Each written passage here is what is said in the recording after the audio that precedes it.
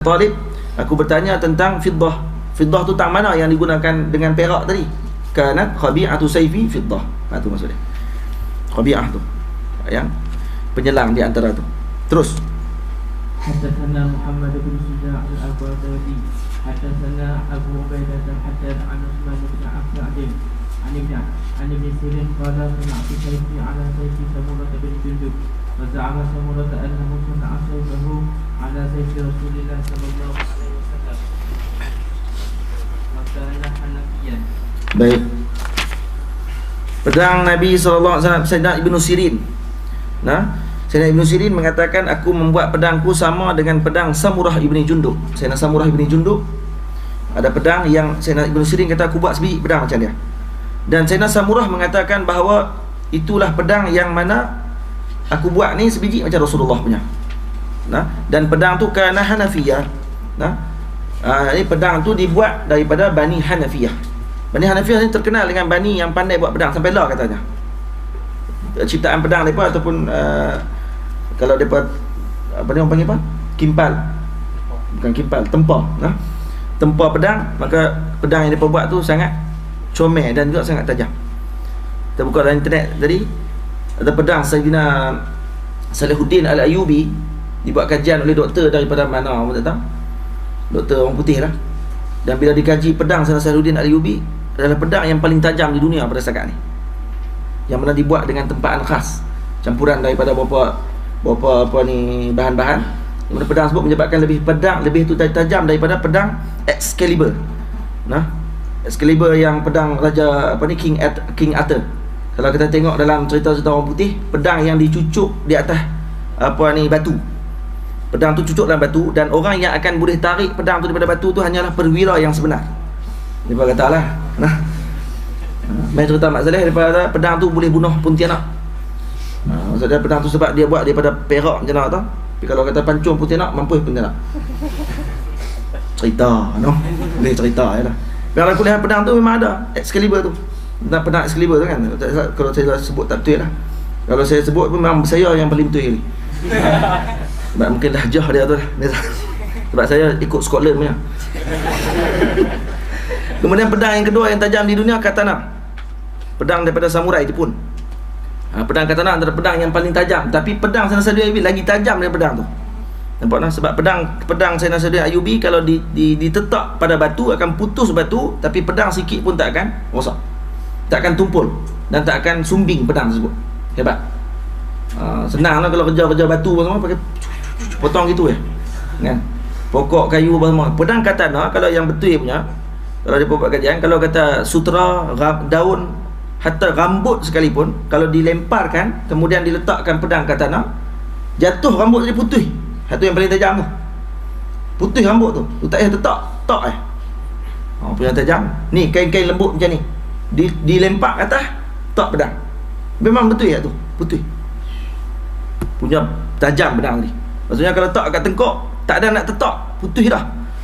Satu senang pakai nak menyembelih, sembelih lembu, tak tu kali dengan puluh kali dengan ni paha-paha tu imam tu. tak ada nak tarik tu kena jaga elok. Betul pedang. Kata orang, saya tanya kepada orang yang duk reti buat pedang ni, saya pun minat pedang juga, banyak pedang di rumah saya, banyak pedang. Pedang murah ya kan, dah lah 2-300 kan, murah ya pedang. Jadi Syekh Ahmad Mamduh pun dia pergi ke rumah saya di Pedu, dia tengok dia pun minat pedang kat rupanya. Dia minta semua tengok pedang-pedang saya. Tengok, masya-Allah. Lepas tu dia pesan kat saya kalau boleh bawa main pedang kat dia satu. Dia tak bahaya lagi, kena tangkap mati saya. Saya kata kalau boleh main lah, kalau tak boleh main tak apa lah. Dan dia kata Syekh Ali Jumaah pun minat pedang juga. Jadi kami musalsal berpedang lah. Musalsal pedang. Syekh Ali Jumaah juga minat pedang. Dan kata Syekh Ahmad cerita kat saya waktu jalan perjalanan nak pergi ke kampung saya, dia kata Syekh Ali pernah sebut kepada dia, kalaulah aku tidak kerana agama ini, maka sudah tentu aku akan jadi Jabbarun minal Jababirah. Dia akan jadi Samsing. Syekh Ali kata, kalau bukan kerana agama, aku akan jadi salah seorang daripada ketua kepala Samsing ni. Dia tengok badan dia besar. Jadi Samsing macam mana orang Syekh Ali lah. Di Samsing yang bertakwa kepada Allah Ta'ala. Dia Allah Ta'ala pilih, dia kata Allah Ta'ala pilih aku ke arah agama. Pilih dia mufti, alim mujtahid kan. Tu kata hebat. Dan Syekh Ali memang minat pedang, dia kata. Ada pedang di rumah Syekh Ali pun ada pedang. Dan kemudian Syekh Ahmad pun ada di rumah dia pun ada pedang dia beli daripada Mekah. Pedang daripada Bahrain pun semua dia beli. Minat kami sama. Ya. Betul kata anak murid dengan tok guru sama handsome. Ya. Baik teruslah. Jadi apa ni elok agak minat. Saya ada satu benda yang saya memang kalau jenis buat pedang saya akan beli. Kalau saya minat lah, kalau duit ada lah. Kalau duit tak ada nak beli kan? Kan? Jadi kena bagi ada duit lah baru nak pergi beli. Saya macam-macam ada kuku rimau. Usaha tu jenis robek. Tapi dia pun tanya, kata ustaz nak buat apa ni? Pedang-pedang apa ni? Nak bunuh siapa? Kan? Nak bunuh Wahabi kan? Wahabi juga Islam lah. Bunuh orang yang ni lah, lawan dengan Rasulullah sallallahu alaihi wasallam. Nah, kalau perang nanti walaupun tak reti guna pedang, minat pedang jadilah gitu noh. Kemudian apa ni saya minat lah ni tu. Pedang yang dewa-dewa Cina duk pakai tu. Entah apa tahu ni. Tu ada dia macam tombak, kemudian hujung dia pedang. Saya tengok satu tempat harga dia 800. Berat dia 20 kg. Berat dia. Tu pun sakan tu. Kalau saya pegang nampak smart lah sebab smart kan. Terus lagi tu saya baca. Babu majaa fi sifati dir'i Rasulillah. Bab kenaan dir'. Ini baju perang Nabi sallallahu alaihi wasallam. Bab kenaan baju perang. Dir'un. Babu majaa fi sifati dir'i Rasulillah sallallahu alaihi wasallam. Terus baca hadis. عن الزبير بن عوام قال كان على النبي صلى الله عليه وسلم يوم أحد درعان فنهض إلى الصخرة فلم يستطع فأقعد طلحة تحته وصعد النبي صلى الله عليه وسلم حتى استوى على الصخرة قال سمعت النبي صلى الله عليه وسلم يقول أوجب طلحة. Baik. Sayyidina Abdullah bin Sayyidina Abbad, Yahya ibni Abbad ibni Abdullah bin Zubair, meriwayatkan daripada ayahnya mengatakan bahawa Sayyidina Zubair bin Awam menyebut Nabi SAW ketika dalam peperangan Uhud mempunyai 2 dirah, memakai 2 baju perang. Jadi baju perang Nabi SAW ada 7 baju perang. Baju besi tu ada 7 baju besi. Dan baju besi yang mana Nabi SAW memberi rahan ataupun gadai kepada Yahudi adalah baju yang dipanggil Zatal Fudul. Zatal Fudul ni baju yang panjang. Kalau pakai tu dia akan melabuh baju tersebut. Baju perang tadi, baju besi. Maka baju besi tersebutlah yang apa ni Nabi rahankan kepada Abi Syahmi al-Yahudi. Dan kemudian baju perang Nabi ni waktu ketika dalam peperangan Uhud, Nabi pakai 2 baju, 2 lapis baju besi. Dan ini yang disebut dalam hadis ketika mana Nabi SAW nak keluar dalam perang tersebut, dapat isyarat para sahabat kata kita tak mampu untuk nak perang pada ketika tersebut. Maka Nabi SAW kata kalau Nabi-Nabi dah pakai baju perang, tidak akan cabut lagi baju perang, maka kena pergi juga.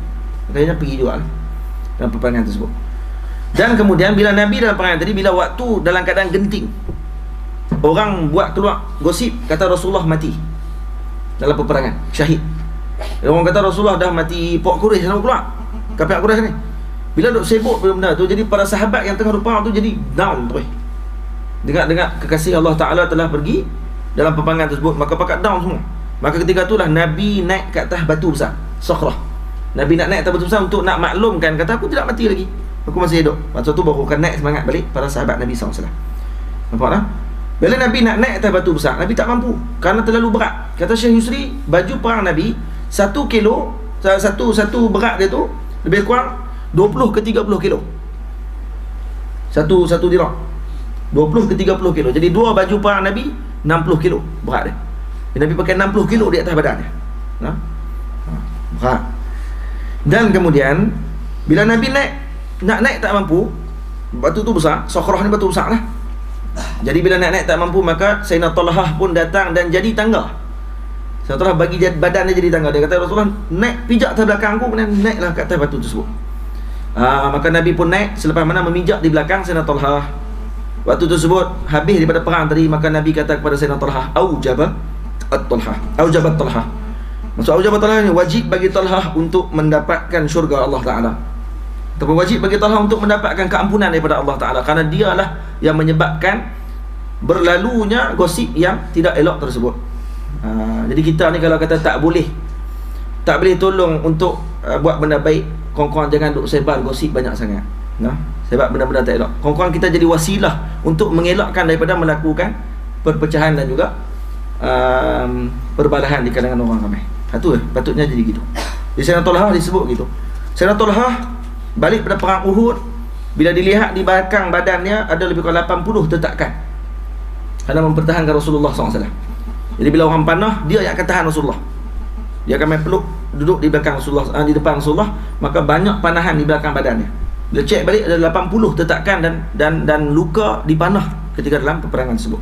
Dan tangan dia sebelah lumpuh sebelah tangan. Tapi ini tidak menyebabkan mereka ini rasa rendah diri, malah menyebabkan mereka pula rasa bangga, disebabkan ini akan mengingatkan mereka dengan peperangan dengan Rasulullah SAW.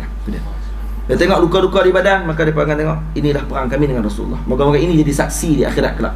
Kami pernah berperang bersama dengan Nabi SAW. Ini hebat pada sahabat Rasulullah. Nampak tak? Dan kemudian sahabat Nabi SAW, Sayyidina, nama apa? Sayyidina Qatadah radhiyallahu anhu. Sayyidina Qatadah dalam satu peperangan pernah tercabut biji mata. Cabut biji mata sebelah. Jumpa dengan Rasulullah, ya Rasulullah, biji mata tercabut. Tak, biji mata kat tangan.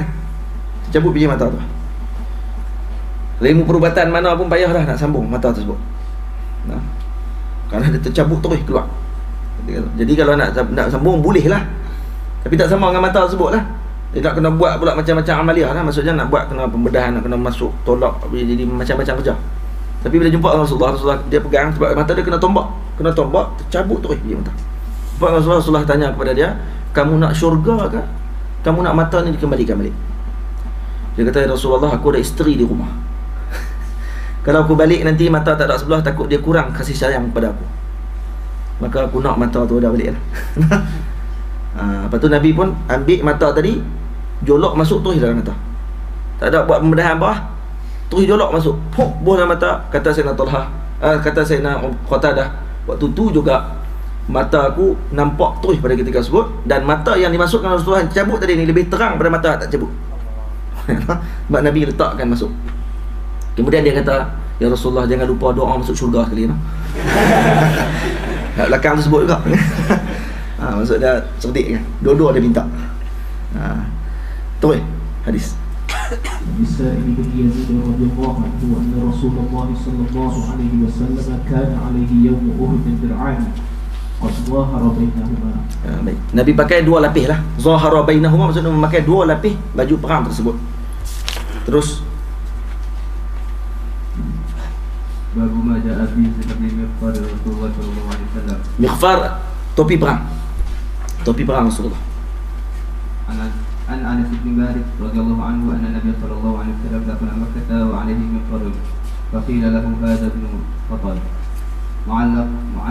muta'alliq bi astar al-Ka'bah. Faqala uqsulu.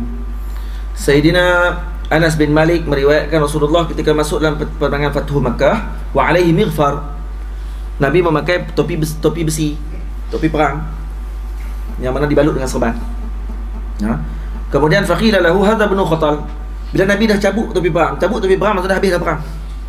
Nabi cabut topi perang tak kat tepi, datang seorang sahabat berkata, ya Rasulullah, hadza ibn Khattal. Itu ada Ibnu Khattal yata'allaqu aw muta'alliqun bi astaril Ka'bah, sedang bergantung diri dia di kelambu Ka'bah. Nabi kata, uqtuluh, bunuh dia. Apa maksudnya? Ibnu Khattal ni, dia ni adalah orang yang masuk Islam pada zaman Rasulullah SAW, kemudian murtad dan dia membunuh hamba dia yang Islam. Dan kemudian melantik dua orang penyanyi pada zaman tersebut, penyair, untuk mengutuk Nabi setiap hari. Setiap hari kutuk Nabi. Dia lari ke Makkah. Maka Nabi letakkan lebih kurang dalam 15 orang yang akan dibunuh pada hari Fathu Makkah. Boleh buka dalam kitab Tarikhul Khawim, At-Tarikhul Khawim, Syekh Amin Qutbi. Ada 8 jilid kitab tersebut. Jilid pertama ada cerita bab Fathu Makkah. Jilid pertama, dan dalam jilid tersebut diceritakan nama-nama orang yang akan dibunuh, yang disuruh bunuh oleh Rasulullah SAW. Ada yang masuk Islam, dan ada yang dibunuh tidak masuk Islam. Antaranya Ibnu Khattal. Jadi ada orang yang mana bila mana dia ni pemerintahan Islam dah kuat, maka ada certain orang yang mana boleh untuk diletakkan oleh hukuman bagi pemerintah pada zaman tersebut untuk dibunuh dan sebagainya, kerana permusuhan yang ketat dengan Islam sebelum Islam jadi kuat. Faham tak? Rasulullah ketika di Madinah Al-Munawwarah, puak ni lawan Islam kuat sungguh. Bila Nabi boleh menguasai Fathu Makkah ketika tersebut, jadi Nabi ada tasarruf untuk letakkan ini dibunuh, ini dia ni dibunuh, kerana puak ni melawan kuat. Orang Makkah musyrikin, tapi tak semua musyrik sama. Nah, tak semua orang musyrikin ni sama dia punya tabaqah dia. Lepas tu dalam neraka pun bukan semua duduk dalam peringkat ke-7. Neraka ke-7 tu sebab dia ada peringkat masing-masing. Sebab ada musyrikin yang juga buat baik kepada orang Islam, maka orang ni dia akan kurang sikit dalam neraka ni, dia akan kurang sikit dia punya siksaan dia. Yang lawan kuat, ni duduk bawah kali dengan iblis dan syaitan. Nampak tak? Jadi Sayyidina Ibnu Khattal ni antara yang kuat lawan dengan Rasulullah. Maka akhirnya dia duduk bergantung di tiang Kaabah, dan Nabi kata siapa masuk rumah Abi Sufyan selamat dia, siapa masuk rumah sendiri selamat dia, siapa masuk dalam Baitullahil Haram selamat dia. Maka dia pun masuk dalam Baitullahil Haram bukan sekat masuk, gantung kat tiang Kaabah, kat kelambu Kaabah. Zaman jahiliah, siapa bergantung di kelambu Kaabah maka dia telah tersamat darah dia, orang takkan bunuh. Tapi Nabi kata itu jahiliah punya, bunuh dia. Maka akhirnya yang dibunuh, yang datang membunuh siapa dia? Sebahagian mengatakan Ammar bin Yasir radhiyallahu an. Sebahagian mengatakan bahawa Sayyidina Allahumma salli ala Sayyidina Muhammad Khalid ibn al-Walid, bukan Sayyidina Khalid bin al-Walid, Sayyidina Sa'id ibn Hurais, dan kemudian Khalid bin Sayyidina Sa'id dengan Sayyidina Ammar bin Yasir, mereka berlumba-lumba nak bunuh siapa nak pergi bunuh dulu. Akhirnya Sayyidina Sa'id yang mendahului Sayyidina Ammar dan dia yang bunuh. Di mana tempat dibunuh? Mabaina bi'ri Zamzam wal Ka'bah, dengan maqam Ibrahim, antara maqam Ibrahim dengan bi'ru Zamzam, di tengah-tengah itulah dia dibunuh. Dibunuh dalam kawasan tersebut. Boleh. Terus. Anas bin Malik anna Rasulullah sallallahu alaihi wasallam dakhala Makkah hadha al-fath wa ala ra'sihi al-ghifar. Qala falamma nada'ahu ja'ahu rajulun فقال له ابن قاتل متعلق بإستار الكعبة فقال اقتلوه. قال ابن شهاب وبلغني أن رسول الله صلى الله عليه وسلم لم يكن يومئذ محرما. Baik, di sini ada seorang lelaki datang jumpa dengan Rasulullah. Bila mana Rasulullah dah cabut dah topi perang. Dah cabut dah benda tersebut. Bila dah cabut, maksud dah habis perang. Datang seorang lelaki. Rajulun ni siapa rajulun ni? Ni yang dipanggil ilmu mubhamat. Ilmu mubhamat. Maksud nama-nama yang mubham, yang tidak disebut siapa lelaki, sebut rajulun saja. Rajul ni kata para ulama bila dikaji balik adalah Sayyidina, katanya pandangan Abu Barzah, Sayyidina Abi Barzah. Dia datang bagi tahu kepada Rasulullah, ya Rasulullah, ada Ibnu Khattal muta'alliqun bi astaril Ka'bah. Itu Ibnu Khattal sedang bergantung di tiang Ka'bah, di kelambu Ka'bah. Maka Nabi kata uqtuluh, bunuh dia. Dan kata Sayyidina Ibnu Shihab Az-Zuhri, katanya Rasulullah pada ketika tersebut tidak berihram. Nabi tidak memakai ihram. Masuk dalam Mekah tidak berihram. Terus. Babu ma jaa fi sifati imamati Rasulillah. Bab berkenaan dengan memakai serban bagi Rasulullah sallallahu alaihi wasallam. Jadi serban Rasulullah sallallahu alaihi wasallam yang Nabi pakai, maksudnya Nabi pernah sebut dalam hadis farqun bainana ma bainana wa bainal musyrikin al-amaimu 'ala al-khalanis. Beza di antara orang kita dengan musyrikin adalah memakai serban di atas kepiah. Maksudnya kalau pakai kepiah saja tak boleh. Ni kata kalau baca ni dengan zahir sampai tengok waqi', maka ketika sebut kita akan kata hak pakai kepiah haji derih ni semuanya kafir. Tu kata kena tengok waqi'. Zaman dulu orang Islam dengan orang kafir dia akan pakai penutup kepala. Nak beza serban. Gimana? Serban yang akan membezakan. Zaman lah ada orang bukan Islam pakai ni, kepiah haji derih. Tak ada pakai bertajam ke, beli kat petani ke apa, tak ada. Mana ada pakai. Tu kita heran orang Mesir. Kita pakai macam ni, dia tanya, anta Muslim? Pang ni pun tahu. Tanya boleh. Sampai tak masuk langsung dunia luar ni. Satu yang memang jahil sungguh tu. Pegang kitab apa-apa semua Quran. Kita pegang kitab ni, ada mushaf. Mushaf saja dia. Macam tak ada kitab lain dah. Berat perempuan ni. Baik. Zaman lah tidak lagi membezakan. Tapi cuma ada orang-orang musyrikin dia ada kepiah dia tersendiri. Kepiah apa ni, khisis. Ni geng-geng padri Kristian di sini. Dia ada kepiah dia sendiri. Naik kat tu. Kan? Comel pula tengok kepiah dia kan. Tapi jangan duk pakai dah. Pakai jubah hitam macam ni, betul pakai gitu. Jam. Beza dia apa? Salib besar dia pakai. Dia pakai salib besar kat tegak. Dan kemudian kata para ulama, apa yang dimasukkan serban ni? Serban ni mesti ada ikok ke tak? Tak mesti ada ekor. Yang dibalut di atas kepala semuanya sorban. Apa saja dibalut atas kepala. Pakcik kita nak pergi ke Bendang, kemudian dia balutlah kain plekat dia tu atas kepala. Sorban lah tu. Dikira sorban dalam lurah. Nampak tak? Dan istilah. Kalau dia niat ikut Nabi, dapat pahala. Kalau niat saja nak tahan bagi panas, takut apa ni saja balut kepala. Saja-saja tak dapat apa. Niat ikut Nabi dapat pahala tu. Kata Imam Ibnu Hajar Al-Haytami, panjang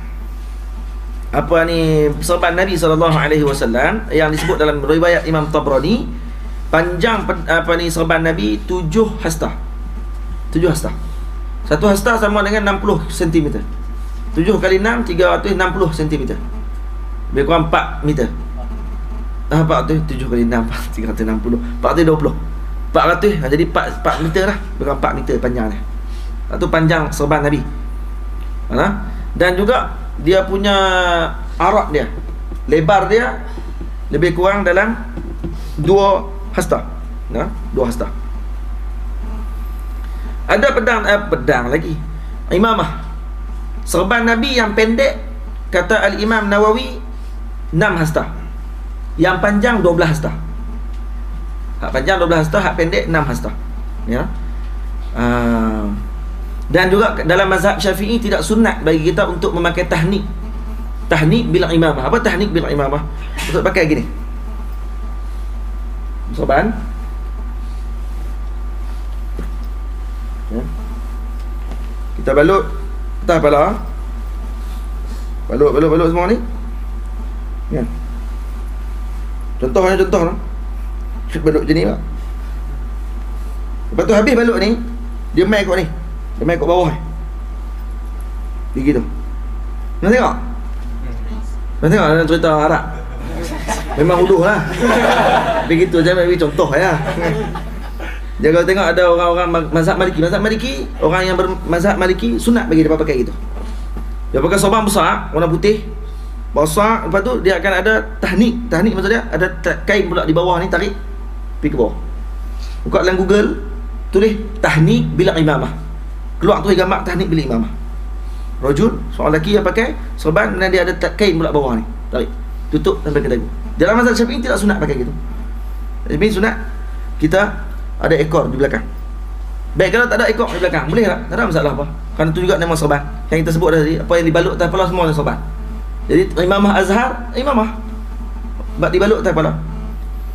Baik. Terus hadis kita baca. Bismillahirrahmanirrahim. Jabir qala dakhala an-nabiy sallallahu alaihi wasallam Makkah yawm al-fath wa alaihi imamatun sawdaa. Nabi memakai serban hitam pada ketika masuk Fathu Makkah. Serban hitam di sini kata para ulama, sebagian kata hitam sungguh, sebagian kata bukan hitam. Dia nampak kehitam-hitaman kerana terkena minyak yang banyak pada rambut Nabi SAW. Itu maksud dia. Tapi kata sebagian lagi memang hitam sungguh. Dan kata Syekh Yusri, kerana as-sawadu lahu siyadah. As-siyadah. Jadi yang warna hitam ni dia ketua pada warna-warna lain. Sebab tu orang yang ketua dia akan pakai serban hitam. Atau majlis perlantikan menteri besar apa semua kali, kalau kata Tok Guni Aziz tengok dia pakai serban warna hitam. Itu perlantikan untuk majlis raja-raja. Dan Nabi SAW dalam menyambut delegasi-delegasi kebanyakan yang memakai serban berwarna hitam. Tapi kalau kata Nabi dalam keadaan berdakwah pada orang, Nabi pakai serban putih. Kata elok serban putih. Serban putih ni dia lebih nampak kepada rahmat. Dekat. Serban hitam kita pergi berdakwah nampak macam tu, dia ni perang ke apa ni? Nampak tak? Dia warna tu kena memberi kesan. Beri kesan pada penyampaian kita. Kita pakai serban hitam, kita cakap mesti bersemangat. Serban hitam tu pula macam mana zaman lalu orang kata pakai serban hitam nampak macam Syiah. Syiah dia ada balut dia sendiri. Dalam Syiah, serban hitam adalah tanda kepada dia ni ahli bait. Syekh yang ahli bait, maka dia akan pakai serban hitam. Serban putih dia syekh tapi bukan ahli bait. Dia alim dalam Syiah, cuma tidak ahli bait, maka dia akan pakai serban putih. Itu. Negara puak ni pening, semua pening. Puak Syiah lah pening. Tapi alim, puak ni alim. PhD sampai 2-3. 2-3 PhD. Kita BA tak habis-habis lagi. Dia PhD 3 dah. Beli kot, Allah Allah. Toi. Bismillahirrahmanirrahim. عن جعفر بن عمرو بن قريش عن أبيه قال رأيت على رأس رسول الله صلى الله عليه وسلم رأيت على رأس رسول الله صلى الله عليه وسلم رسول الله صلى الله عليه وسلم مجرور. رأيت على رأس رسول الله صلى الله عليه وسلم عمامة سوداء. Nabi dilihat, kata Sayyidina Hurais, Amri bin Hurais mengatakan, aku melihat Nabi SAW di atas kepala Rasulullah memakai serban warna hitam. Jelas. Terus. عن جعفر بن عمرو بن حريث عن أبيه أن النبي صلى الله عليه وسلم خطب الناس وعليه عمامة سوداء. Jelas. Nabi berkhutbah dengan keadaan memakai serban warna hitam.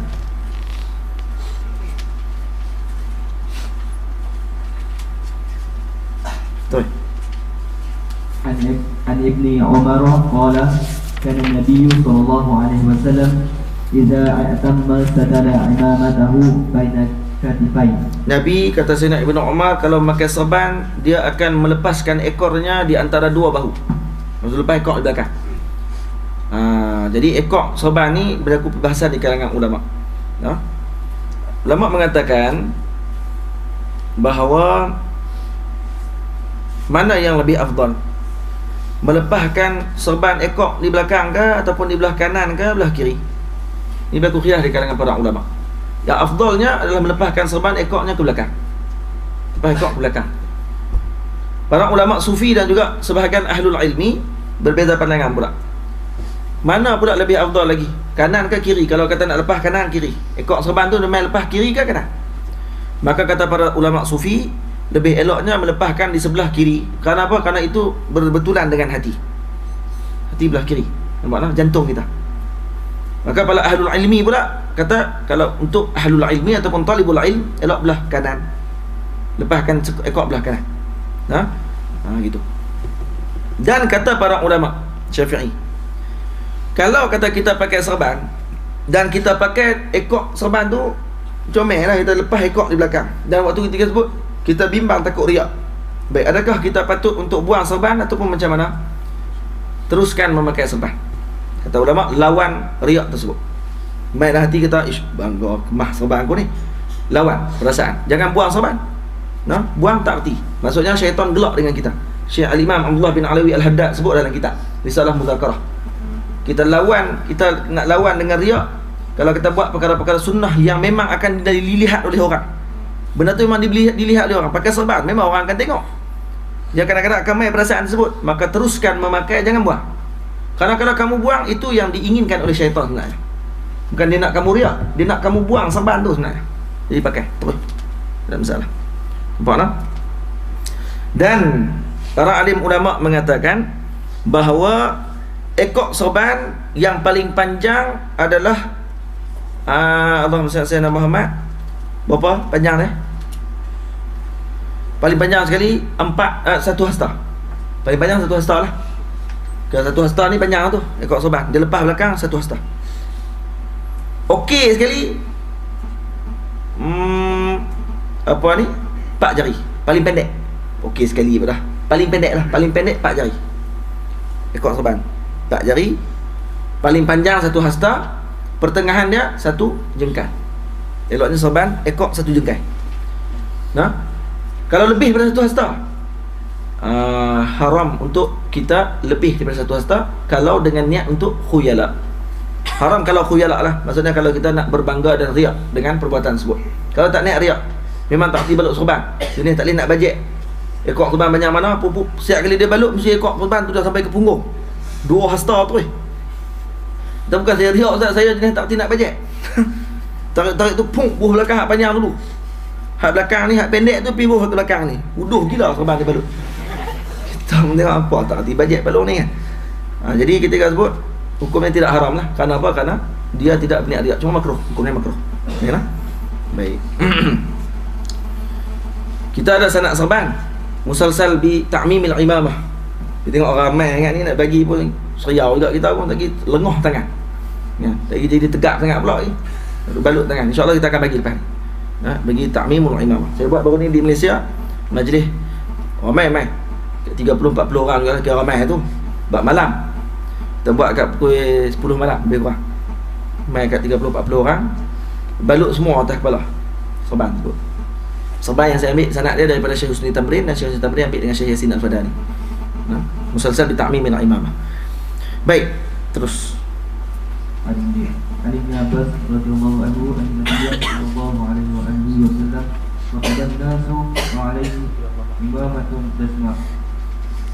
Nabi SAW berkhutbah di depan orang ramai dengan memakai imamatun dasma. Dasma ni iaitu yang berminyak. Lepas tu nampak kehitam-hitaman. Seolah-olah Al-Imam Tirmizi nak menterjemahkan sauda itu dengan dasma. Itu maksudnya. Seolah-olah lah. Ataupun dia ingin mengeluarkan dua pandangan. Satu pandangan kata memang pakai serban hitam sungguh, bagian lagi kata bukan hitam, tapi yang berminyak sampai nampak kehitam-hitaman. Itu maksudnya. Toi, babu majaa fi sifati izari Rasulillah. Babu majaa fi sifati izari Rasulillah sallallahu alaihi wasallam. Bab izar. Izar yang dipakai di bawah. Rida yang dipakai di atas, disebut dah semalam. Toi. An Abi Burdah qala akhradat ilaina Aisyah radhiyallahu anha. An Abi Burdah an abihi. An Abi Burdah an abihi qala akhradat ilaina Aisyah radhiyallahu anha nisaan mulabbadan wa itharan ghalidha faqalat qubida ruhu Rasulillah sallallahu alaihi wasallam fi hadaini. Sayyidina Aisyah mengeluarkan kain kisah yang tebal dan juga kain izar yang keras. Faqalat qubida ruhu Rasulillah sallallahu alaihi wasallam fi hadain. Nabi diangkat ruhnya, maksud dicabut nyawanya oleh Allah Subhanahu wa taala ketika mana memakai dua pakaian ini. Maka disimpan baju Nabi sallallahu alaihi wasallam oleh Sayyidatina Aisyah radhiyallahu anha. Kata Khil, saya dengar cerita katanya di Madinah Al-Munawwarah ada lagi keturunan Nabi sallallahu alaihi wasallam, ahli bait Rasulullah yang menyimpan jubah Nabi sallallahu alaihi wasallam. Katanya lah. Nah. Soalnya kita akan pergi Mekah, kita akan tengok-tengok lah. Kalau kata ada, kita akan, kalau kita bawa orang, cubalah bawa pergi ke situ kan, untuk pakai jubah Nabi SAW sekali dan seumur hidup. Nak try pergi cari tengok lah di Madinah. Kalau para masyayikh yang ada yang tahu, kita akan tanya kepada mereka. Dia boleh pergi jumpa dengan keluarga tersebut dan minta untuk pakai jubah Nabi SAW. Letak saat lah yang pakai balik pula. Pakai saat kemudian berkaitan dengan jubah Nabi SAW. Kalau ada kita akan beritahu insya-Allah. Terus. An Ash'ath bin Salim qala sami'tu ummati tahaddath anha. Tuhaddisu an amiha. Qala baina ana amshi fi madinati idza insanun qalbi yaqulu irfa'i izaraka fa innahu atqa wa abqa. إذا هو رسول الله صلى الله عليه وسلم فقلت يا رسول الله إنما هي بردة ملحاء. قال أما لك فيها أسوة؟ فنظرت فإذا إزاره إلى نصف ساقيه أو ساقيه. Baik. Bukan saqonah no? Saqonah. Saqaihi. Maksudnya saya nak Allahumma salli ala Muhammad ammiha sabda Ubaid bin Khalid. Sayyidina Ubaid bin Khalid mengatakan, sedang saya berjalan di kota Madinah, tiba-tiba ada seorang lelaki menegur saya daripada belakang. Lelaki tersebut kata, irfa' izarak fa innahu atqa wa abqa. Angkat sikit kain kamu tu, kerana itu lebih bertakwa kepada Allah Ta'ala, dan itu lebih abqa, lebih mengekalkan kebersihan dan juga kekal kain tadi tidak rosak. Nah, bila aku paling ke belakang tak ingat fa idza huwa Rasulullah. Tunjuk aku tengok Rasulullah yang tegur perkara tersebut. Maka kata aku pada Rasulullah, innama hiya burdatun malha. Ya Rasulullah, ini baju biasa saja Rasulullah. Malha maksudnya sauda, kain hitam yang ada garis-garis warna putih. Yang pakaian ini tidak dipakai oleh orang-orang yang besar. Orang biasa-biasa je pakai. Dia kata, ini pakaian kerja saya Rasulullah. Nah, takkan nak kena jaga juga. Maka Nabi kata, amalaka fiyya uswatun, bukankah padaku ni ada ikutan yang terbaik? Patutnya kamu ikut aku. Maka ketika tu terus aku tengok izar Nabi SAW, fa idza idarahu au idaruhu ila nisfi saqai. Tengok kain Nabi sampai ke pertengahan betih. Faham tak? Sampai pertengahan betih ni. Ini Nabi pakai kain pelikat, kain sampai betih. Ni Pak Wahabi dengar, oh ini sunnah. Yang pakai bid'ah dalalah. Nah, pakai kain lebih bawah. Jadi kita kata, ni tengok baca para alim ulama sebut apa. daripada hukum hakam dikeluarkan oleh para alim ulama. Yang dimaksudkan, kata Imam Nawawi, sunnat, qadar yang sunnat untuk kita pakai bagi kain. Ni orang lelaki, orang perempuan tak ada buat gitu, lagi pakai nak tengok. Mereka pun nak pakai kain pergi lekat sampai ke tengah peti. Pakailah rumah tak apa. Orang perempuan dia boleh pakai lebih panjang. Orang perempuan boleh lebih pula satu hasta apa dah, satu jengkai boleh lebih. Dan lebih lagi panjang lagi satu hasta. Perempuan dia boleh pakai kain labuh satu hasta ke bawah. Ke bawah no? Jangan satu hasta ke bawah lebih ke atas tak pakai. Itu tak boleh. Ni 5 orang pegang kat belakang, kenduri kahwin. Atas tak ada apa. Ni masalah juga. Patutnya budak-budak pegang tu pergi balut kat atas macam dengan demami tu. Tu betul. Masalah no. Tiru orang putih macam-macam sangat kita ni. Ya, bila ni dah kurang dah. Saya pun jarang dah tengok orang Melayu pun dah malu dah nak pakai jenis-jenis tu. Tu kata kesan para alim ulama dan juga para asatizah dan tuan-tuan guru masuk bersama dengan mereka kemudian terang hukum hakam Allah Ta'ala. Orang dia pun malu. Nak masuk dalam Facebook pun malu nak buat perangai-perangai gitu. Nah, pakai tudung, baju ketat. Nah, tonjol habis semua kat orang. Tapi tak apa, pakai tudung juga. Kurang-kuranglah dulu ni, kalau tidak tak pakai tudung terus tu. Ya nah, sikit-sikit lah. Lama-lama jadi bukit. Apa kaitan? Dan nak abang lama-lama jadi elok lah semua, insya-Allah. Baik. Imam Nawawi kata yang paling terbaik setakat tu lah orang lelaki. Tengah betih.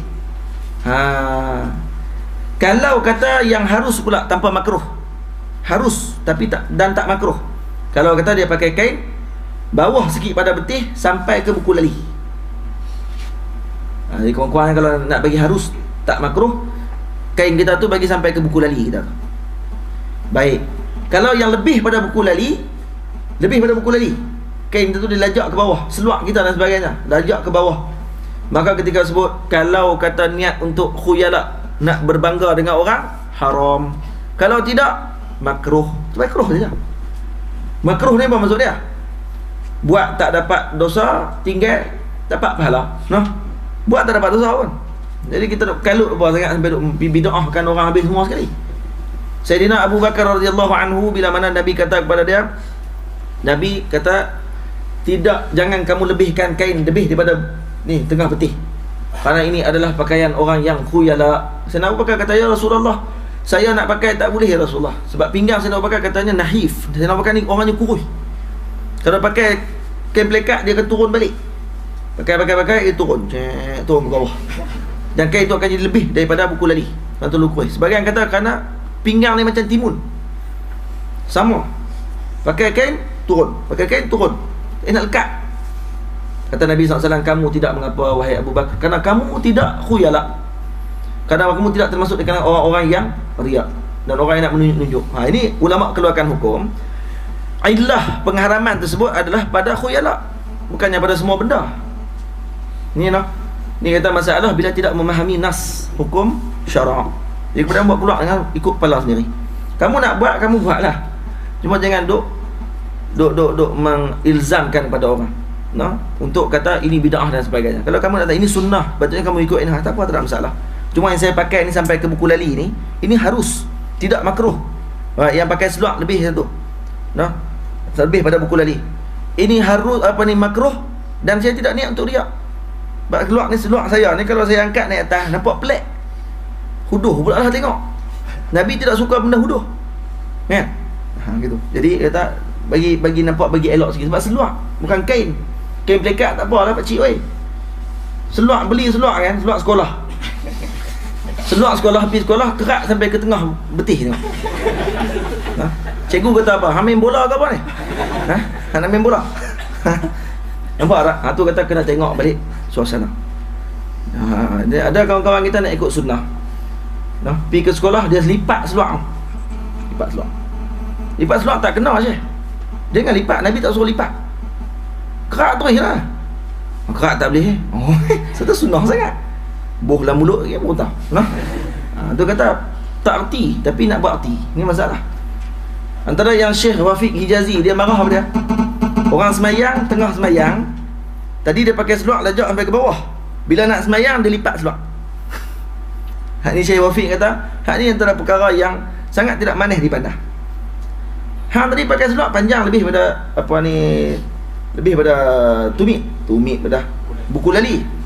Tiba-tiba time semayang benar-benar nak ikut sunnah pula dah. Bila lipat, patutnya lipat terus sampai keluar semayang. Tak lipat.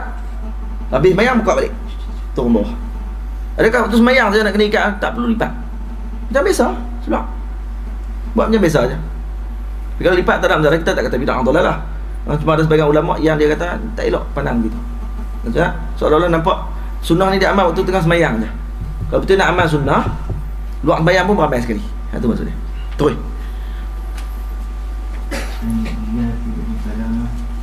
وعن أبيه قال كان عثمان بن عفان يأتجر إلى أنصاف ساقيه وقال هكذا كانت هجرة صاحبي يعني النبي صلى الله عليه وسلم. Baik, Sayyidina Uthman radhiyallahu anhu memakai izar sampai ke pertengahan betis. Kemudian kata Sayyidina Uthman, inilah yang dipakai oleh sahabatku, yakni Rasulullah sallallahu alaihi wasallam. Perempuan yang pakai tadi saya sebut boleh pakai kain lajak labuh sampai 1 hasta. Itu adalah sunnah Sayyidatina Sarah, Sayyidina Hajar.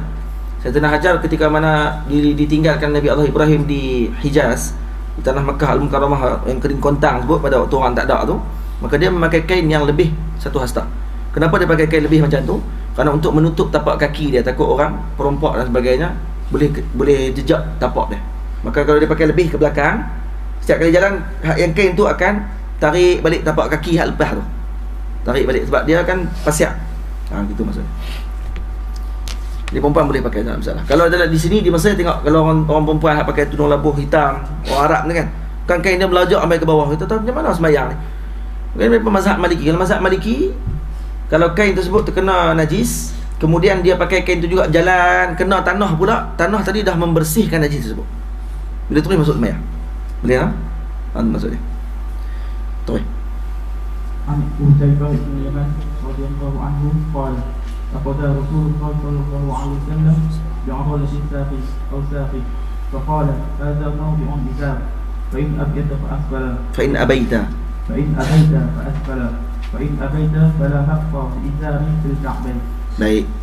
Jadi Nabi SAW menunjukkan, kata Sayyidina Hudzaifah bin Yaman, Rasulullah mengambil kain ni pada bil adlah. Adlah ni di betih Sayyidina Hudzaifah ataupun pada betih Rasulullah. Dia ada dua khilaf syak rawi ni. Sama ada Rasulullah tunjuk sendiri pada kaki Rasulullah ataupun pada kaki Sayyidina Hudzaifah. Ada Nabi pergi angkat terus kain ni kat sini je sepatutnya. Nabi angkat kain tu sampai ke pertengahan betih. Nabi kata hadza mawdi'ul izar. Nabi angkat ni sepatutnya di sini. Fa in abaita fa asfal, kalau kamu tak mau turun sikit bawah. Fa in abaita, kalau kamu tak mau juga fala haqqa lil izari fi ka'bai. Tak ada hak bagi izar ni untuk lebih daripada buku lali. Jadi tak ada hak ni macam mana? Yang disyarahkan oleh Imam Nawawi tadi, makruh je hukumnya maksudnya. Fala haqqa hukumnya makruh, lebih daripada buku lali makruh dengan kalau tidak niat riak. Kalau niat riak haram. Jadi betulkan niat kita. Babu majaa fi mishyati Rasulillah sallallahu alaihi wasallam. Saya baca lah. Babu majaa fi mishyati Rasulillah sallallahu alaihi wasallam. Tak apa, mic tu tinggal itu. Saya nak suruh baca, saya suruh baca pula. An Abi Hurairah radhiyallahu ta'ala anhu qala ma ra'aitu shay'an ahsana min Rasulillah sallallahu alaihi wasallam ka'anna asy-syamsa tajri fi wajhihi wa la ra'aitu ahadan asra'a fi mishyatihi min Rasulillah sallallahu alaihi wasallam ka'annama al-ardu tutwa bihi tutwa lahu inna lanujhidu anfusana aw lanujhidu dia macam tu. Inna lanujhidu anfusana aw lanajhadu anfusana wa innahu la ghairu muqtarisin. Rasulullah SAW kata Sayyidina Abi Hurairah, tidak pernah dilihat orang yang lebih cantik pada Rasulullah. Seperti seolah-olah matahari berjalan pada wajah Rasulullah, maksudnya bercahaya wajah Rasulullah. So memang ada cahaya matahari di muka Rasulullah. Dan aku tidak pernah juga melihat orang yang paling laju berjalan melainkan Rasulullah. Jadi laju berjalan sini kan Rasulullah jalan laju tu macam duduk di atas tempat lari tu. Apa tempat lari tu? Orang duduk senam tu. Adakah itu jalan laju dia? Kau macam pejalan laju hak jalan lawan lari waktu Olimpik tu. Sampai lenggang laju gitu kan? Macam mana maksud dia? Tengok terjemahan di bawah dia, ka'annamal ardu tutwa lahu. Seolah-olah laju Nabi ni seolah-olah macam bumi ni dilipat pada Nabi SAW. Dan Nabi berjalan tu macam berlipat bumi. Cepat. Dia bukanlah maksudnya Nabi jalan laju sungguh. Inna lanujhidu, kami ni bersungguh-sungguh kalau belakang, kalau Nabi jalan dengan kami terpaksa berlari-lari anak untuk ligang Rasulullah. Rasulullah jalan sama dengan kami. Wa innahu la ghairu muqtadis. Ini dalil kata Rasulullah tidaklah, bukan berjalan laju macam dengan orang masuk Olimpik tu. Pertandingan berjalan laju. Innahu la ghairu muqtadis, maksud Nabi tidak pun lebih-lebih. Nabi jalan biasa saja. Tapi seolah-olah bumi dilipat kepada Nabi SAW. Nampak tak? Ini menunjukkan juga bahawa Rasulullah SAW wadihul hadaf, wadih al-hadaf, maksudnya orang yang jelas nak pergi ke mana. Bukan jenis heret kaki lepas tu jalan tak tahu nak pergi ke mana. Ni orang yang hairah, maksudnya berjalan tu tak tahu nak pergi ke mana, tahu pening ni. Rasulullah dia macam jelas nak pergi ke mana ketika kalau dia berlangkah tu, dia tahu dah nak pergi ke mana ketika sebut. Dia kata hadaf dia jelas, itu maksudnya. Kemudian hadis yang seterusnya, akhbarani Ibrahim bin Qala akhbarani Ibrahim bin Muhammadin min waladi Ali bin Abi Talib radhiyallahu ta'ala anhu wa karramallahu wajhahu alaihi salam qala kana Aliun idza wasafa an-nabiy sallallahu alaihi wasallam qala kana idza masha taqalla'a ka'annama yanhattu min sabah. Kata Sayyidina Ali, Rasulullah SAW kalau berjalan seumpama meletakkan, kalau Nabi melangkah kaki seolah-olah dia turun daripada bukit. Turun daripada bukit, kita tengah semalam, sama ada orang yang turun bukit ni selalunya tengok ke bawah. Itu yang pertama. Yang kedua, maksud turun daripada bukit ni adalah bermaksud turun dengan langkah kaki yang mantap dan tegak, bukan menyeret kaki. Daripada Sayyidina Ali bin Abi Talib radhiyallahu ta'ala anhu wa karramallahu wajhahu alaihi salam qala kana Nabi sallallahu alaihi wasallam idza masya takaffu'a ka'annama yanhattu min salat. Nabi berjalan melangkah kaki Nabi tadi seumpama turun pada tempat yang tinggi. Kerana apa? Kerana bumi Makkah jabaliyah, berbeza dengan bumi Madinah. Bumi Madinah sathi, maksudnya dia sama ya. Manakala bumi Makkah Al-Mukarramah, kalau kita tengok hotel-hotel di Makkah, duduk kata bukit banyak. Waktu jalan di Makkah dia lebih susah dan letih sedikit. Di Madinah tenang sebab sama ya. Betul tak? Babu maja'a fi taqannu'i Rasulillah, bab berkenaan dengan taqannu'. Taqannu' yang kita sebut semalam dah, yuksirul qina'. Qina' maksudnya apa? Memakai kain, dia letak di bawah. Gitu. Letak dalam bekas tu. Dalam kepiah Nabi tu diletakkan mindil ataupun tisu tu ataupun kain untuk nak menjaga kepiah daripada rosak.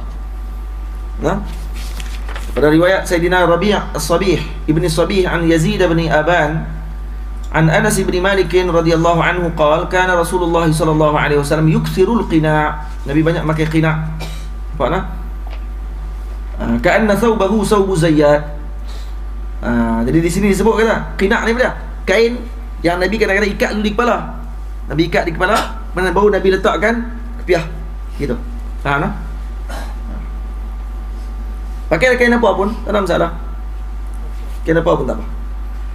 Babu maja'a fi jilsati Rasulillah sallallahu alaihi wasallam. Bab berkenaan dengan cara duduk Rasulullah. An Qailah binti Makhramah radhiyallahu anha annaha ra'at Rasulullah sallallahu alaihi wasallam fil masjid wa huwa qa'idun qurfusa.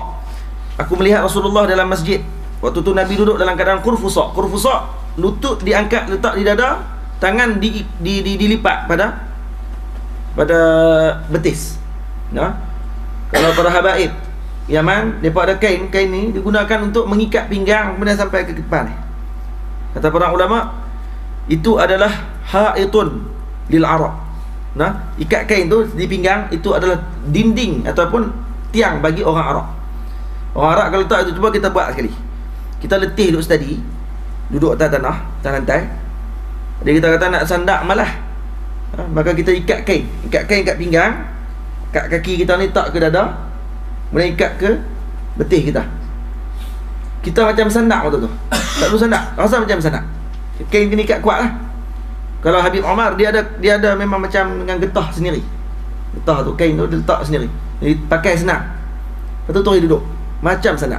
Try buat. Kita buat dah, tak mau buat kat sini jatuh kerusi. Qalat, kata Sayyidina Qailah binti Makhramah, falamma ra'aitu Rasulullah sallallahu alaihi wasallam mutakhashshi'a fi jilsati ur'idtu minal faraq. Bila mana aku melihat Rasulullah duduk dalam keadaan khusyuk sangat, nampak khusyuk Rasulullah duduk tu, ur'idtu minal faraq, aku jadi ketak badan aku. Kerana apa? Kerana nampak gemetar dengan haibah Nabi sallallahu alaihi wasallam. Ni hebah Rasulullah ni bukan hanya berjalan, waktu duduk pun orang jadi hebah tengok dia. Gitu. Atau ada seorang lelaki mai jumpa dengan Rasulullah tengah tidur. Waktu dalam peperangan balik daripada perang, sahabat-sahabat tidur satu kawasan, Nabi tidur di bawah pokok seorang-seorang Nabi. Datang seorang musyrikin, main slow-slow belakang Rasulullah, dia ambil pedang dia lah. Kemudian dia terus tak kat tengkuk Nabi. Nabi tengah tidur tu. Tak kat tengkuk Nabi, dia terus tanya, siapa nak selamatkan kamu wahai Muhammad sekarang? Siapa nak selamatkan kamu? Tak kat tengkuk. Nabi senang. Nabi kata apa? Allah. Sebut tu je. Siapa nak selamatkan kamu? Allah. Sebut Allah, jatuh pedang tu. Jatuh pedang. Dia jadi tak tahu kenapa jadi. Dia kata faraq. Khauf. Haibah Nabi SAW, dan juga kerana Allah tu memang meliputi Rasulullah SAW. Maksudnya bukan maksud Allah meliputi itu maksudnya Allah ada tempat, tidak. Maksudnya ingatan Nabi terhadap Allah Subhanahu Wa Taala ni melebihi segala-galanya. Sebut benda tu aja menyebabkan orang jadi takut. Jatuh pedang, Rasulullah ambil pedang tu balik. Rasulullah tak pula kat tengkok dia. Siapa pula nak selamatkan hang? Akhirnya masuk Islam dia. Nampak tak? Masuk Islam terus pada ketika sebut. Ni kata hebatnya Nabi SAW. Qala an Abbad bin Tamim an ammihi annahu ra'a an-nabiy sallallahu alaihi wasallam mustalqiyan fil masjid wadi'an ihda rijlaihi 'ala al-ukhra. Daripada bapa saudara Abbad bin Tamim. Siapa am di sini? Abdullah bin Zaid radhiyallahu an. Beliau mengatakan pernah dilihat Rasulullah sallallahu alaihi wasallam berbaring di dalam masjid, meletakkan salah satu kakinya di atas kaki yang lain, dengan syarat menjaga aurat. Jangan kaki ni. Contohnya kita berbaring dalam masjid, kita baring, kaki kita ni angkat tak ni. Angkat kaki tak gini. Kan baring gitu kan. Bila angkat kaki senang kan. Ataupun kita jenis kaki kiri kita tu kita pacak gini, kaki kanan naik atas pok tak gitu. Faham? Pernah tengok? Tak boleh buat gini lagi nampak macam jahat. Faham tak? Tak faham. Kita duduk itu, tangan tak tekan. Kemudian kaki kita ni kita pacak, kaki kiri kita pacak, kaki kanan kita ni angkat tak atas paha kiri. Gitu. Faham tak? Yang tu. Jadi yang tu syarat dia kena macam mana? Tapi yang jelas dalam hadis ni Nabi letak macam ni lah. Letak macam ni. Nabi tidak, dalam keadaan kaki Nabi diangkat gitu. Syarat dia kena jaga aurat. Tengok orang nampak ke bawah. Hadis yang seterusnya. Jadi di sini dalil kata boleh berbaring dalam masjid. Saya kira ada orang nak main marah pula, apa baring masjid? Orang main mayang baring, tidak rumah Baca hadis ni. Annahu ra'a an-nabiy mustalqiyan fil masjid. Ada satu sunnah yang telah mati, ditinggalkan oleh orang ramai pada zaman sekarang, iaitu berbaring ataupun mengiring sebentar sebelum solat subuh dalam masjid.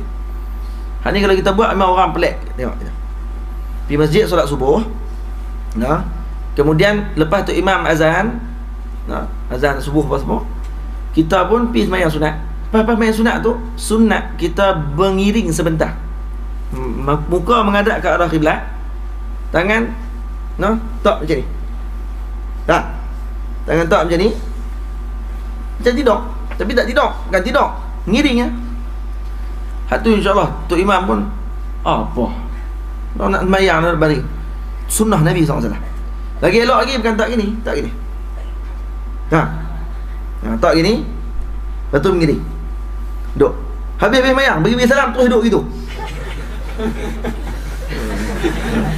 Tapi mengiring kena berbaring yang ni kalau pergi masjid tu masjid sunnah. Ni baru sunnah Nabi. Pergi tengok dengan Tok Imam mau duduk gitu. Jadi subuh lepas habis tu. Dah habis elok duduk gitu elok duduk gitu. Kerana itu sunnah Rasulullah SAW. Dan sunnah yang telah mati. Sunnah yang telah mati. Kalau orang buat zaman orang jadi pelik pula. Orang tengok, kenapa nak duduk gitu? Ini Rasulullah buat. Buka dalam Bidayatul Hidayah. Ada dalam Bidayatul Hidayah. Syarah Anai Muraqil Ubudiyah, Syekh Nawawi Bantani. Yang tu ada sebut. An jaddihi Abi Sa'id al-Khudri radhiyallahu ta'ala anhu qala kana Rasulullah sallallahu alaihi wasallam idza jalasa fil masjid ihtaba biyadayhi. Nabi sallallahu alaihi wasallam kalau duduk di dalam masjid ihtaba, maksudnya ihtiba. Ihtiba maksudnya apa dia? Macam tadi, maksudnya kita duduk punggung, kaki diangkat ke atas. Kaki diangkat ke atas, kemudian diletakkan ni macam duduk berteleku dipanggil. Duduk berteleku macam tu. Jadi di sini dalil menunjukkan bahawa boleh duduk berteleku dalam masjid. Ada orang nak kata duduk berteleku ni macam syaitan. nampak macam pemalas, orang yang putus cita-cita. Tak, Nabi pernah duduk begitu dalam masjid, tidak ada masalah.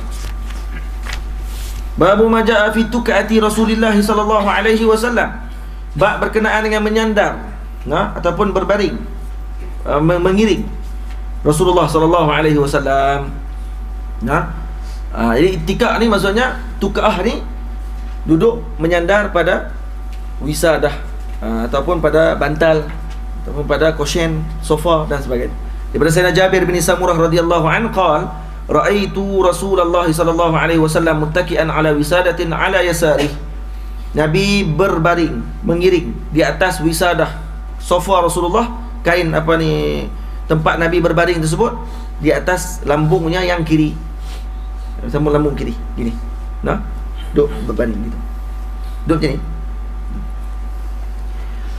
An Abdurrahman ibni Abi Bakrah an abihi, yakni Abi Bakrah, qala Rasulullah sallallahu alaihi wasallam ala uhaddithukum bi akbaril kabair. Waktu ni Nabi sedang berbaring di atas katil. Qalu, nak dah kamu aku ceritakan dosa yang paling besar? Para sahabat kata, bala ya Rasulullah. Qala al-isyraku billah. Nabi kata, yang pertama bersyirikkan Allah, wa uququl walidain, dan berderhaka pada mak ayah. Qala wa jalasa Rasulullah sallallahu alaihi wasallam wa kana muttaki'an. Kemudian bila nak sebut yang ketiga, Nabi terus duduk dan bersandar. Sambil bersandar, faqala wa syahadatu zur atau qaulu zur. Nabi sebut menjadi saksi palsu ataupun bercakap dengan benda yang palsu. Qala fama zala Rasulullah sallallahu alaihi wasallam yaquluha. Rasulullah mengulang-ulang perkataan syahadatu zur atau qaulu zur, syahadatu zur, syahadatu, ulang banyak kali yang tu. Hatta qulna, sampailah kami kata, laitahu sakat. Moga-moga Rasulullah diam sebentar, kerana kami kesian tengok Rasulullah sangat pelik dalam mengucapkan perkara tersebut. Dan perkara tu berlaku tak zaman lah, berlaku menjadi saksi palsu yang sangat banyak, hanya kerana nak dapat 2-3 ringgit saja. Duit yang akan habis, dan akan di akhirat nanti dia akan malu dengan orang yang dibuat fitrah.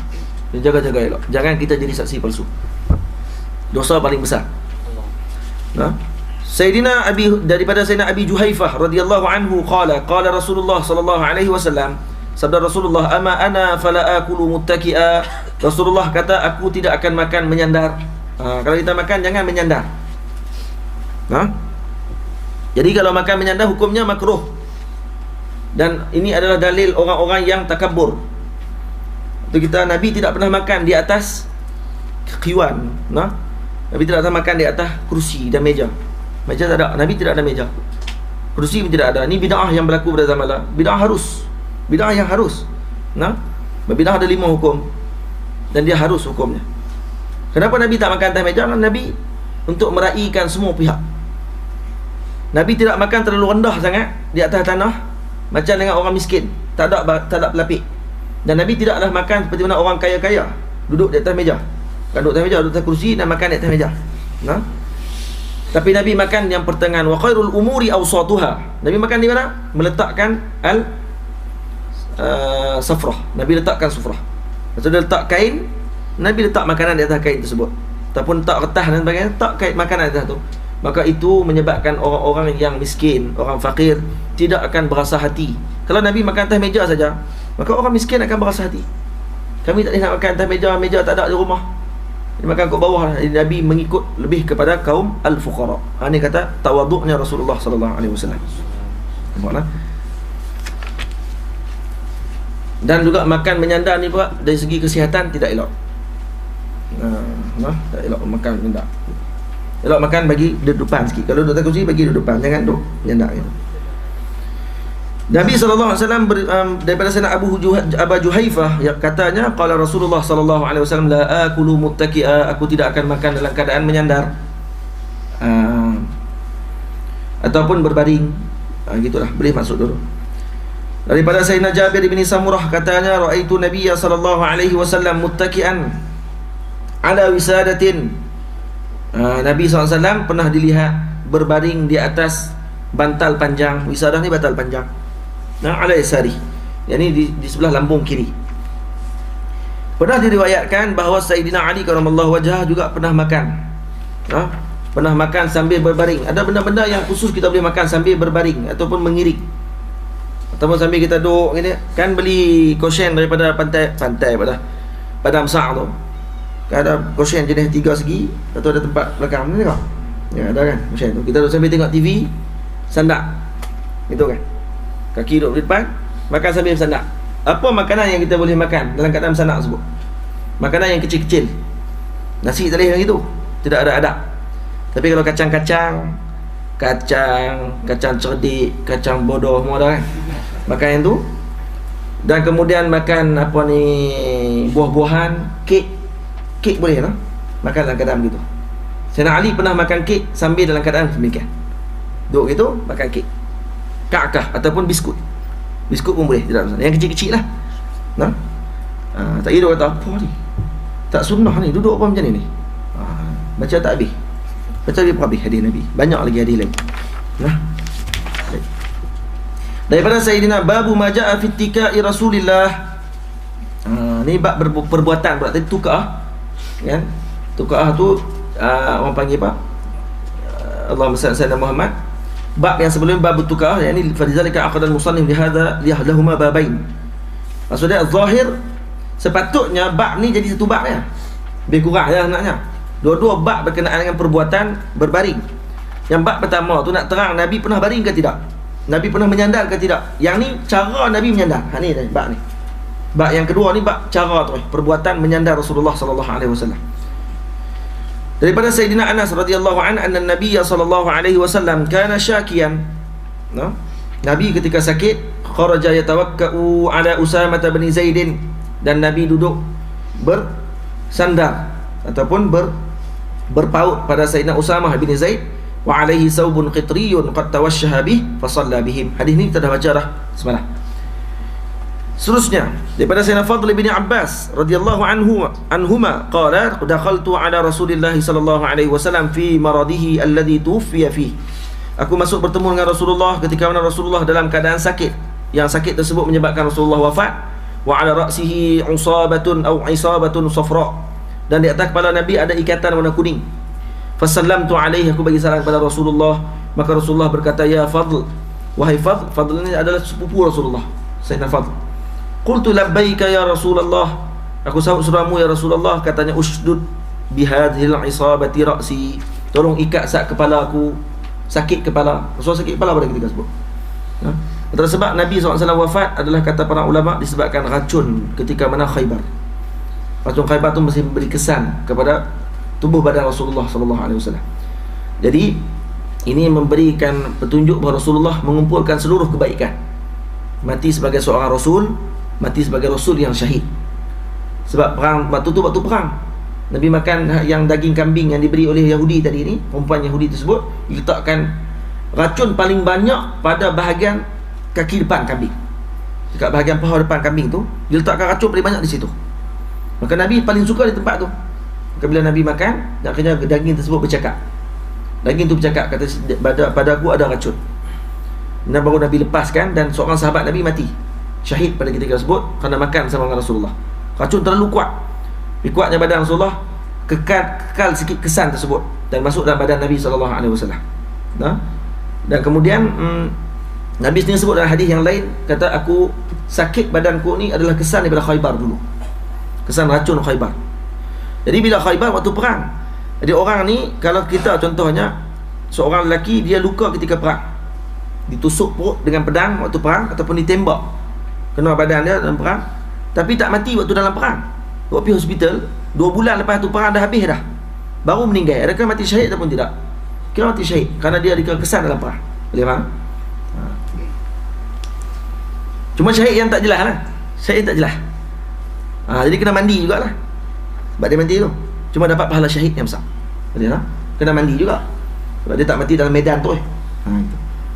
Dan kemudian bila mana Allahumma salli ala Muhammad, Nabi minta untuk ikat kepala. Di sini dalil kata boleh untuk kita ambil sebab. Asbab tu kena ambil juga. Rasulullah sakit kepala, Rasulullah kata ikat kepala Ustaz. Jadi kalau kita sakit kepala, bubuh koyak, tampal koyak, boleh ke tak? Boleh, tak ada masalah. Kecuali para ulama sufi yang mereka ini peringkat Nabi SAW menunjuk kepada semua orang. Menunjuk kepada semua. Nabi adalah Sayyidu al-Asfiya. Tidak ada bandingan. Tapi Nabi nak tunjuk, kata boleh buat macam ni. Walaupun Nabi tidak memerlukan perkara tersebut. Sayyidina Rabi'atul Adawiyah satu hari tengok ada seorang perempuan tepi jalan duk ikat kepala. Lepas tu sambil duk mengeluh. Sayyidina Rabi'atul Adawiyah tanya, "Kenapa mengeluh?" "Sakit kepala," dia kata. Tu ikat kepala tu.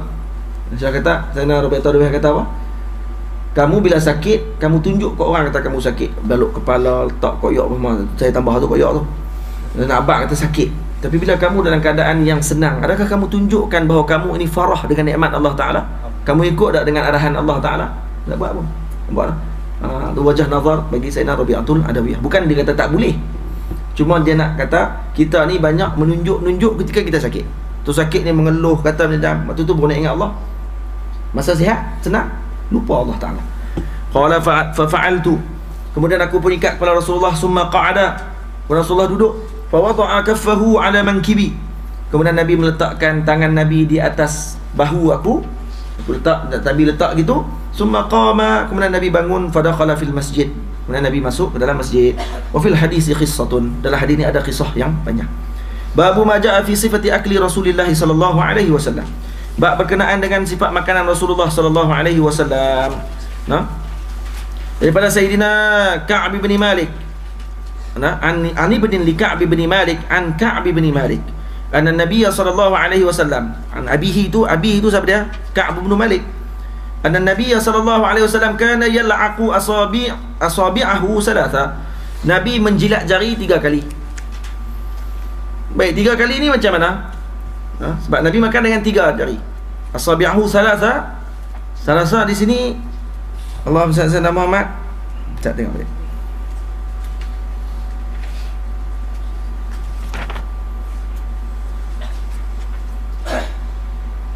Ya, salasa 3 kali. So jilat.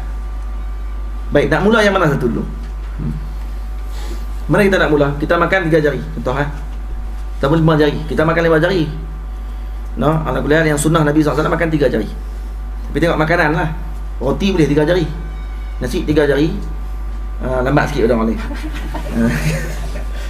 Tapi boleh lah. Nak try sunnah Rasulullah makan 3 jari. Dulu saya di sekolah dulu masa tingkatan 6, tingkatan 4, tingkatan 5 di sekolah dulu baca-baca hadis macam ni, terus beramai. Setiap hari makan 3 jari. Dah letih 5 jari balik. Boleh makan roti boleh lah, roti cicah, roti canai. Roti canai kalau makan 5 jari nampak gelojoh sangat pula dah. Tarik sampai 5, cicah pun 5, bubuh kali dengan 5. Memang tu nampak ganahan. Itu kena 3. Baik, jadi bila Rasulullah SAW makan dengan 3 jari, maka Nabi akan yal'aqu asabi'ahu salasa. Nabi jilat jari Nabi dengan 3 kali. Baik, jilat tu macam mana? Nak mula jari mana ni? Imam Baijuri radhiyallahu anhu sebut, para alim ulama mengatakan sunat kita jilat jari ni dulu. Jari ni. Kerana jari telunjuk adalah jari paling panjang dan dia yang mula-mula sampai dulu. Faham? Dah lah, ibarat dia lah. Jari telunjuk. Silap-silap. Jari tengah. Kerana ni paling sampai mula. Sebab dia paling panjang. Nah, ni jari tengah ni. Jadi bila dia sampai dulu, maka dia lah dijilat dulu. Dia kan sampai sama-sama kau tak payah bincang kat tu. Ulama kata gitu, ikut je lah. Soalnya dia sampai dulu. Jadi sampai dulu maka dia jilat dulu. Kita jilat sebab dia yang kena dulu. Jilat tu, kemudian jilat yang ni, kemudian jilat ini. Kemudian jilat sekali. 1, 2, 3. 1, 2, 3. Habis semua, akan masuk semua kali jari. Di depan je. Di depan saja. Baik, jilat tu bila? Habis makan. Habis makan, jangan tengah duduk makan, duduk jilat dah. Dah lah makan talam dengan orang. Makan setalam. Sunnah Nabi. Makan lagi. Geli geleman. Makan semualah kan. Nampak lah. Jadi jangan buat gitu. Makan tengok keadaan lah. Dah jilat jari tu habis makan baru jilat. Baik, jilat jari. Siapa nak jilat jari? Jilat jari sendiri ke boleh jilat jari orang tak? Ni ulama bincang semua ni dalam kitab. Baik, jilat jari sendiri lah. Dan kalau kata orang ni orang alim, boleh tak anak murid minta nak jilat jari tok guru? Boleh kalau tidak ada fitnah. Isteri lagi-lagi lah. Tak suruh pun kita suruh dia jilat. Tolong jilat. Untuk menambahkan kasih sayang. Jadi takut dia pula. Tadi baru tengok garu tempat mana-mana. So kita jilat jari dia. Jam. Tapi orang tambah sayang saya sekala pekat lawan jilat jari. Jangan tunjuk depan orang. Geli geleman orang tengok. Nak suruh tunjuk depan orang lah. Lagi duk pergi makan kat kedai makan, duk pergi lawan suap. Makan sikit bang. Orang jadi geli je tengok. Hei, tuang tom yam tak apa lauk. Jangan buat tunjuk depan orang sangat. Buat biasa-biasa je. Dalam rumah nak bagi sayang, semua bagi sayang lah. Nak suap kek kok mulut, buh kok hidung sikit. Buh lah, silakan, tidak ada masalah. Kat luar tunjukkan main. Dalam rumah maki bini ikut suka dia. Ni orang yang berlakon. Ni yang tak boleh ikut panggil macam itu. Baik. Jadi bila mana nak jilat jari, kalau kata isteri juga sunat jilat jari suami. Elok jilat jari suami dia. Boleh. Boleh, no? Dan apa ni, Allahumma salli ala